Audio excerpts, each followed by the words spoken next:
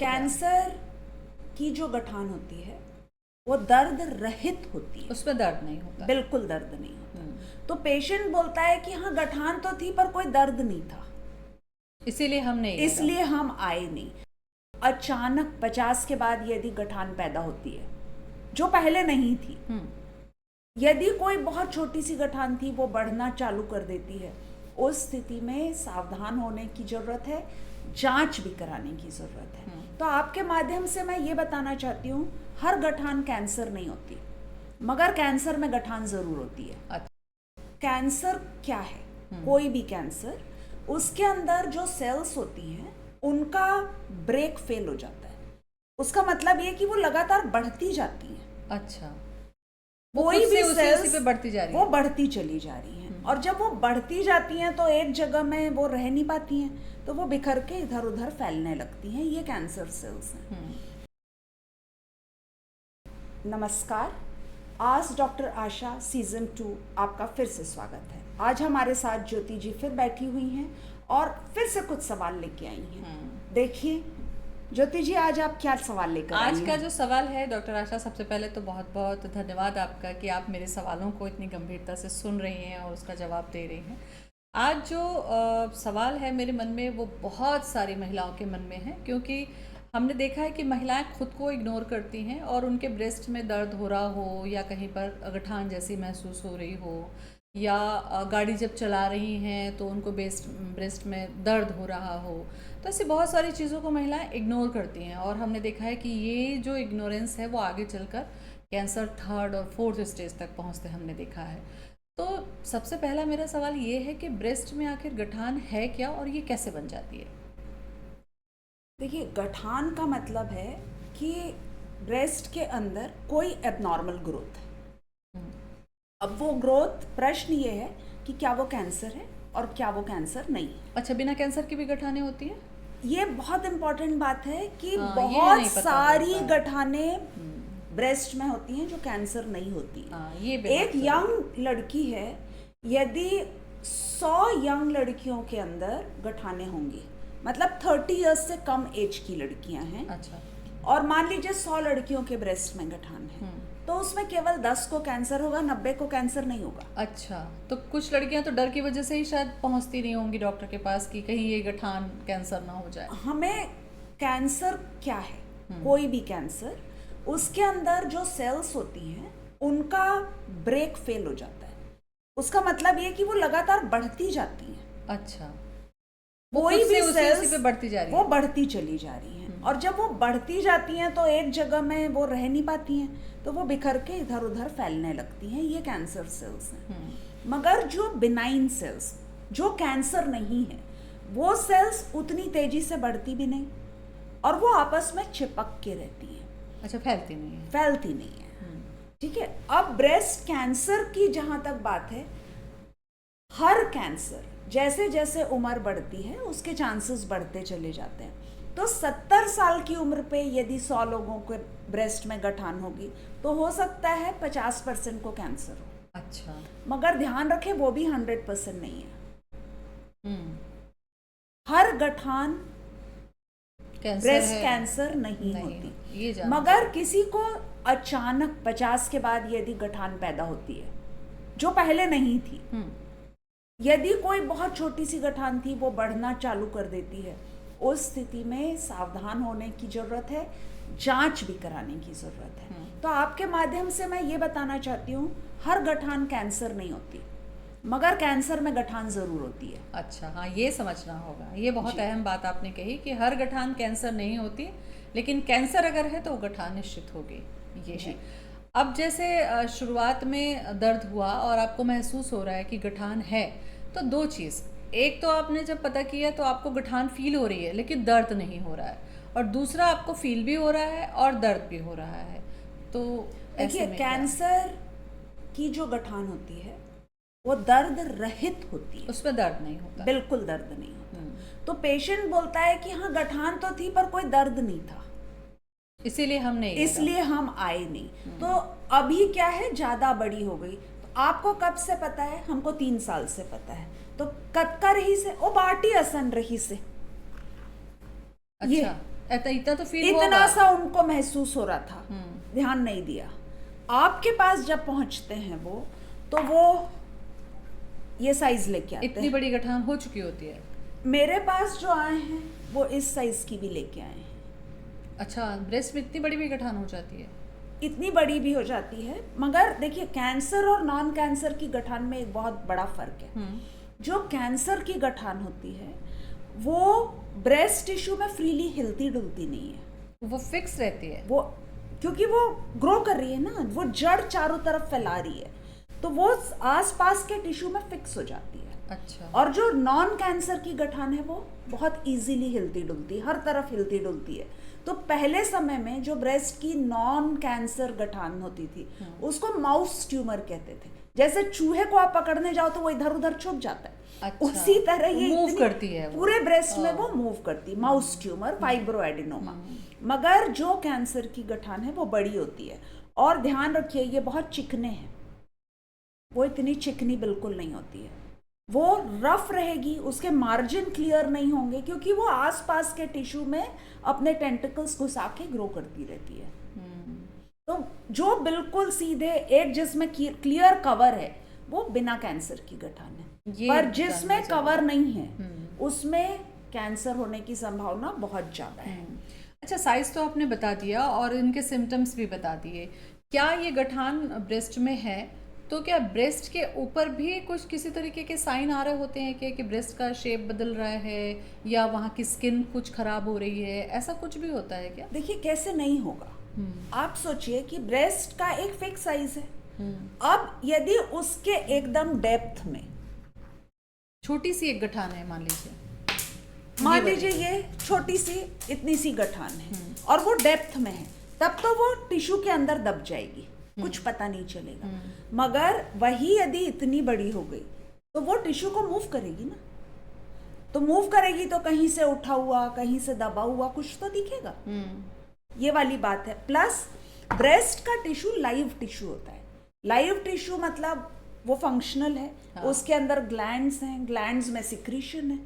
अब जब कोई भी ग्रोथ आती है तो वो ग्लैंड को ब्लॉक कर सकती है, ग्लैंड को ब्लॉक कर सकती है, लिम्फेटिक्स को ब्लॉक कर सकती है, तो आपको ब्रेस्ट के स्किन के स्ट्रक्चर में फर्क दिख सकता है, कहीं दबा, कहीं छुपा, कहीं ब्रेस्ट के निपल से खून का डिस्चार्ज होना, ये सारी चीजें आपको अच्छा, मिल सकती हैं। एक बहुत अहम बात आपने कही कि डिस्चार्ज निपल से हो रहा है। मान लीजिए कि आपको ये पता है कि गठान आपको नहीं है या आपको नहीं पता है, आपने ध्यान नहीं दिया या अंदर वो टिश्यू में दबी हुई है, लेकिन अगर निपल से किसी तरीके का डिस्चार्ज हो रहा है, चाहे किसी भी रूप में पानी है या ब्लड है या कुछ भी है, और आपको लग रहा है, तो क्या ये भी साइन है कि अंदर कोई छुपी हुई गांठ हो सकती है? देखिए पानी इज नॉर्मल, दूध निकलना भी नॉर्मल है, जैसे हमने इससे पहले एपिसोड में चर्चा की, लेकिन कि प्रोलैक्टिन नहीं है तो भी निकल सकता है। यस, जो प्रोलैक्टिन हार्मोन है उससे दूध बनता है।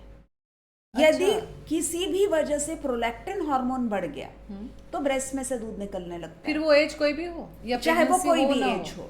अच्छा। पीसीओएस में एक साइन होता है कि पीसीओडी के जो पेशेंट्स होते हैं उनका प्रोलैक्टिन लेवल रेज हो जाता है, और प्रोलैक्टिन लेवल रेज होने से ब्रेस्ट से दूध निकलता है और उनके पीरियड्स इरेगुलर हो जाते हैं।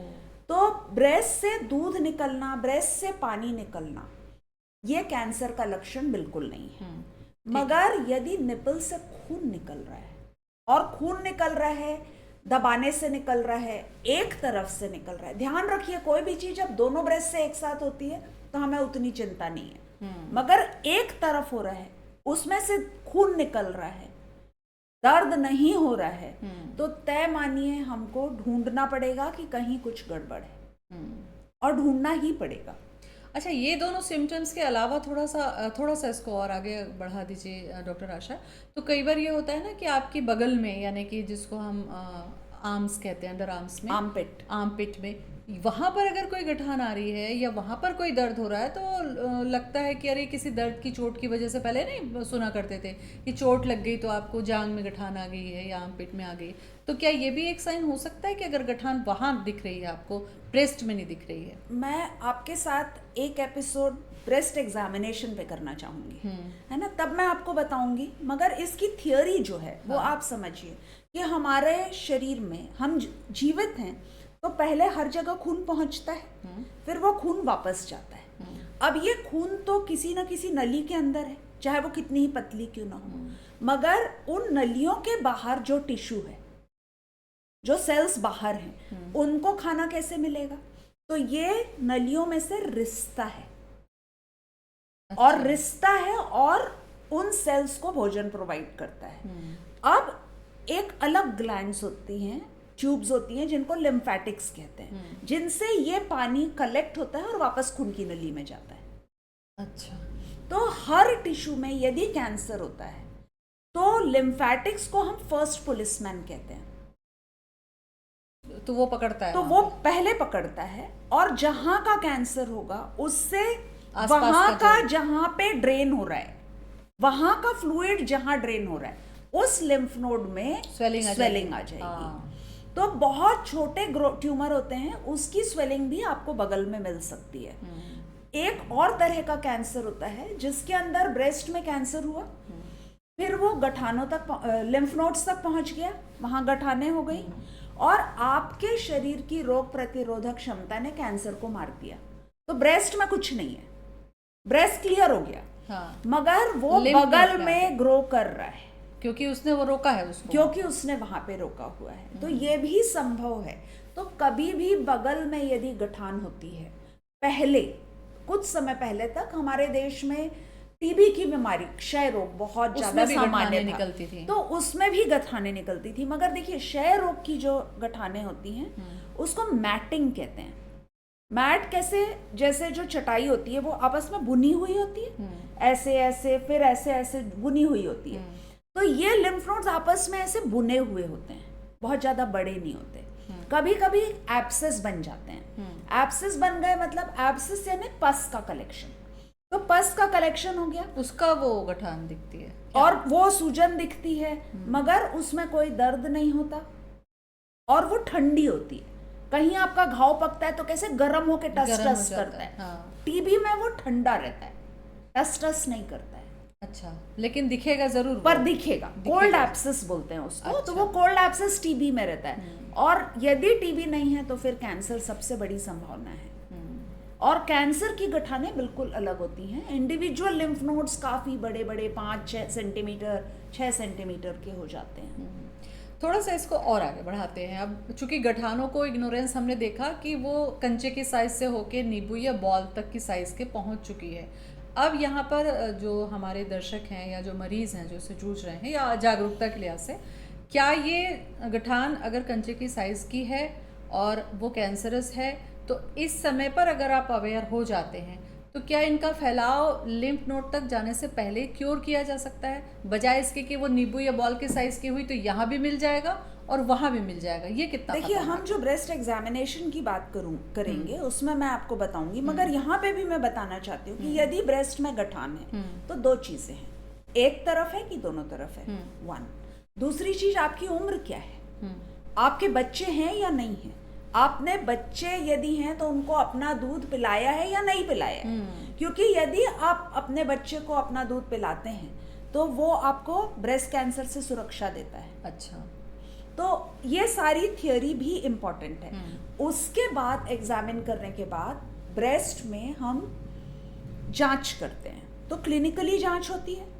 क्लिनिकली जांच होने के बाद आप कैंसर कब कहेंगे? जब बायोप्सी में कैंसर आएगा। हाँ। तो अब एक सुई डाल के पहले पानी निकाला जाता था, अब उसे उतना उपयुक्त नहीं माना जाता है। एक गन आती है, उस गन से आप ले सकते हैं और डायग्नोसिस बन जाएगा कि ये कैंसर है या नहीं है। एक और बात है कि कोई भी जांच 100% नहीं होती।